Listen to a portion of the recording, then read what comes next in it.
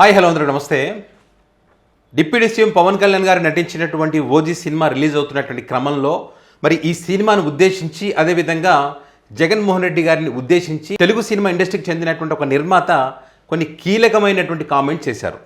మీ అందరికీ తెలుసు, జగన్మోహన్ రెడ్డి గారు ముఖ్యమంత్రిగా ఉన్నప్పుడు తెలుగు సినిమా ఇండస్ట్రీకి ఒక శనిలా దాపరించాడని చెప్పి, చిత్ర పరిశ్రమ నాశనం కావడానికి జగన్మోహన్ రెడ్డి గారు నిర్ణయాలు తీసుకుంటున్నారని చెప్పి కొంతమంది నిర్మాతలు, కొంతమంది హీరోలు, కొంతమంది జబర్దస్త్ ఆర్టిస్టులు, ఇట్లా ఒకరేంటి అన్ని వర్గాలు కూడా ఇండస్ట్రీకి జగన్మోహన్ రెడ్డి గారిని దూరం చేసే విధంగా ఒక దుర్మార్గులాగా చిత్రీకరించేటువంటి ప్రయత్నం వాళ్ళు అద్భుతంగా చేశారు.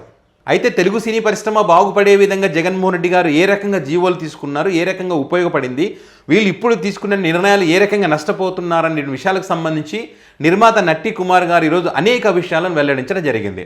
ఏంటి ఇప్పుడు ఇది ఓజీ సినిమా వీళ్ళు అధికారంలో ఉన్నారని చెప్పి గతంలో ఎప్పుడు చూడలేదంట. వీళ్ళు 1000 రూపాయలు అఫీషియల్గా బెనిఫిట్ షోకి టికెట్లు పెట్టడం కానీ, వాళ్ళు సింగిల్ స్క్రీన్లో కానీ మల్టీప్లెక్స్లో కానీ రేట్లు పెంచినటువంటి విధానం 150 రూపాయలు, 200 రూపాయలు ఇట్లా ఇష్టం వచ్చినట్టుగా ఉన్నదానికంటే అదనంగా పెంచుకోవడం, మళ్ళీ దానికి కూడా కలెక్టర్లకు కానీ పోలీస్ అధికారులకు కానీ వాళ్ళందరికీ కూడా స్ట్రిక్ట్గా ఆదేశాలు మీరు ఖచ్చితంగా ఇంప్లిమెంట్ చేయాలని చెప్పి. సో మరి ఇంత దారుణంగా ఎక్కడా ఉండదు ఇది.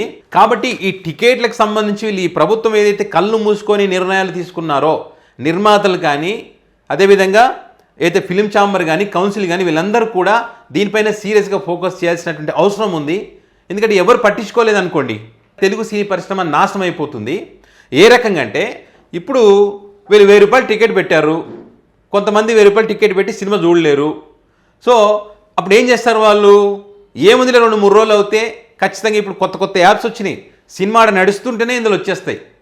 సో మొబైల్లో కూడా చూసుకోవచ్చు.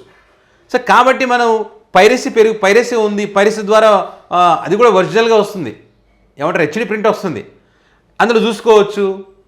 సో కొన్ని రోజులు పోతే ఓటీటీలో వస్తుందని కొంతమంది. సో ఇంత దానికి మనం 1000 రూపాయలు ఖర్చు పెట్టి ఫ్యామిలీ అంతా దొరికిపోయి సినిమా చూడాలా, ఇంత రేట్లు పెట్టి అనేటువంటి ఒక ఆలోచన అందరికీ వస్తుంది. వచ్చినప్పుడు వాళ్ళు ఆ సినిమా థియేటర్కి రావడం మానేస్తారు. ఒకసారి దీనికి అలవాటు పడితే పెద్ద సినిమా లేదు, చిన్న సినిమా లేదు, అన్ని సినిమాలు దాంట్లోనే చూస్తారు. సో మీరంటే డబ్బు ఉన్నోళ్ళు మీరు ఓకే, మీరు సరే గెటిన్ అవుతారు.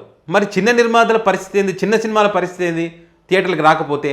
సో కాబట్టే జగన్మోహన్ రెడ్డి గారు చిన్న సినిమాలు బతకాలి, థియేటర్లకు జనాలు రావాలని అప్పుడు నిర్ణయాలు తీసుకున్నారు. కానీ మీకు జగన్ గారు అంటే మీకు నచ్చరు. మీకు నచ్చినా నచ్చకపోయినా తెలుగు సినిమా ఇండస్ట్రీ కోసం జగన్ గారు తీసుకొచ్చినటువంటి జీవోలు ఆ పరిశ్రమకు మేలు చేశాయి. ఏ రకంగా చేశాయి అనడానికి ఆయన చెప్తున్నటువంటి ఎగ్జాంపుల్ కూడా RRR సినిమా రిలీజ్ అయినప్పుడు ఒక జీవో తీసుకొచ్చారంట. చిరంజీవి గారు అక్కడికి వెళ్ళడం అంటే చిరంజీవి గారు వెళ్ళినటువంటి అంశానికి సంబంధించి కూడా వీళ్ళు రాజకీయం చేశారు. దండేసి దండం పెట్టి అన్నం పెట్టి శాల్వ కప్పి వీళ్ళ ఇబ్బందులన్నీ విని నేను మేలు చేస్తానని చెప్పి అందరు కాంటాక్ట్లో ఉండండి అని చెప్పి సినిమా షూటింగ్లు జరుపుకోండి అని చెప్పి సదుపాయాలు కల్పిస్తా అన్నీ చెప్పినా కూడా జగన్ని దొంగ చేసినారు అప్పుడు. సో ఇప్పుడు నిర్మాత గారు అదే చెప్తా ఉన్నారు ఇక్కడ నటి కుమార్ గారు.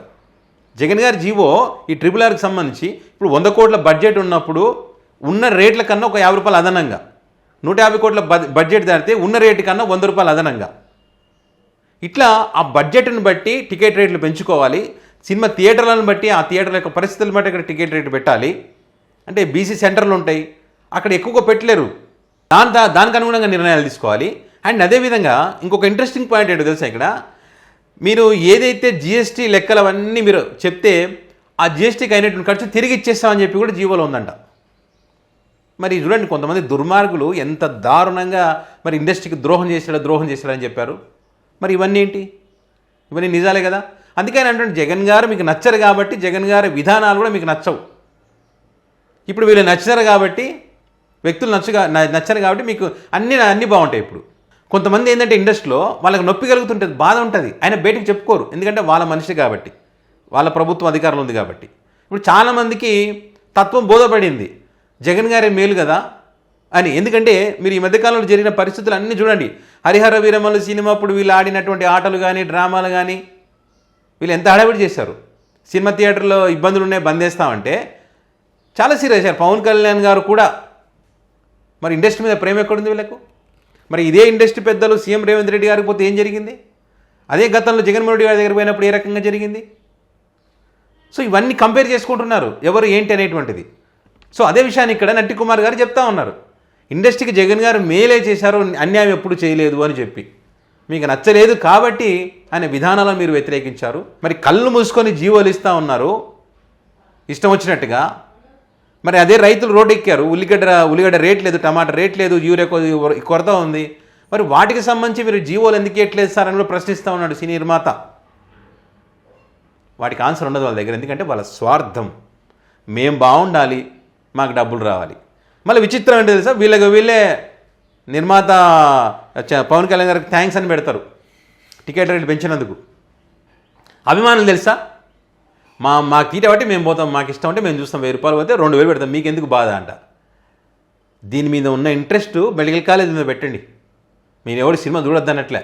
తెలంగాణలో హెచ్సియు యూనివర్సిటీకి సంబంధించి ఏ రకంగా పోరాటం చేశారు, ఏ రకంగా కాపాడుకున్నారు, ఇట్లా ఉన్నారు చూడండి జన సైనికులు.